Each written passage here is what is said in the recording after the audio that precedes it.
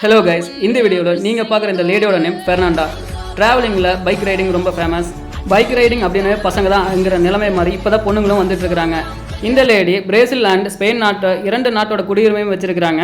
அவங்க தன்னோட ஹஸ்பண்டோட சேர்ந்து வேர்ல்டு டூர் பைக்லேயே போயிட்டுருக்காங்க. கிட்டத்தட்ட 5 வருஷமாக 66 நாடுகளை சுற்றி 1,50,000 கிலோமீட்டருக்கு மேலே ஓட்டியிருக்கிறாங்க.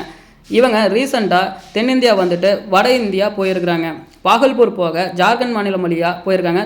தும்கா நகரத்தில் டென்ட் அடித்து அங்கே இருந்திருக்காங்க. அப்போது 7 பேர் கொண்ட கும்பல் இவங்களை அட்டாக் பண்ணதும் இல்லாமல் பெர்னாண்டாவை கேங் ரேப் பண்ணியிருக்காங்க. பலத்த காயங்களோட மருத்துவமனையில் அனுமதிக்கப்பட்ட பெர்னாண்டா சொன்ன அங்க அடையாளங்களை வச்சு இது வரைக்கும் 4 பேரை அரெஸ்ட் பண்ணியிருக்காங்க. மீதி இருக்கவங்கள தேடிட்டு இருக்கிறாங்க. இந்த விஷயம் நம்ம நாட்டிற்கு ஒரு தலைக்குனிவாகும். காரணம், நம்ம கலாச்சாரத்தைப்படி நம்ம நாட்டையே தாய்நாடு, மொழியை தாய்மொழின்னு தான் சொல்லிட்டு இருக்கிறோம். அப்படி ஒரு பெண்மையை நம்ம தெய்வமாக பார்க்கும் இந்த நாட்டில் பெண்களுக்கு அநீதி நடக்கிறது ரொம்ப சர்வசாதாரணமாக இப்போ ஆயிடுச்சு.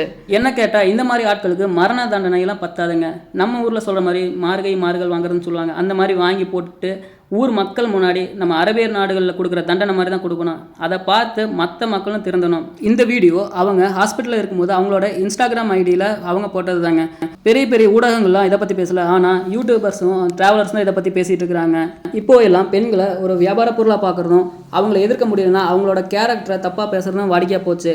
இந்த மாதிரி வன்புணர்வு செஞ்சு அவங்களோட குற்றம் நிரூபிக்கப்பட்டால் உடனடியாக அவங்களுக்கு தண்டனை கொடுக்குமாறு நம்முடைய சட்டத்திட்டங்களும் மாற்றி அமைக்கணும். இதை சீக்கிரம் ஒன்றிய அரசு தலையிட்டு தீர்க்கணும்னு நான் நினைக்கிறேன். அதே மாதிரி நம்ம வீட்லேயும் பசங்க பொண்ணுங்க இருந்தால் அவங்களுக்கு ஜெண்டர் ஈக்குவாலிட்டியை பற்றி சொல்லித்தரணும். பெண்களுக்கு எப்படி நடந்துக்கணும்னு சொல்லித்தர மாதிரி பசங்களுக்கும் பெண்கள் எந்த மாதிரி உடை அணிஞ்சிருந்தாலும் பசங்களுக்கும் பெற்றவங்க பெண்களிடம் எப்படி கண்ணியமாக நடந்திருக்கணும், அதே சமயம் சுய ஒழுக்கத்தோடு எப்படி இருக்கணுங்கிறது கற்றுத்தரணும்.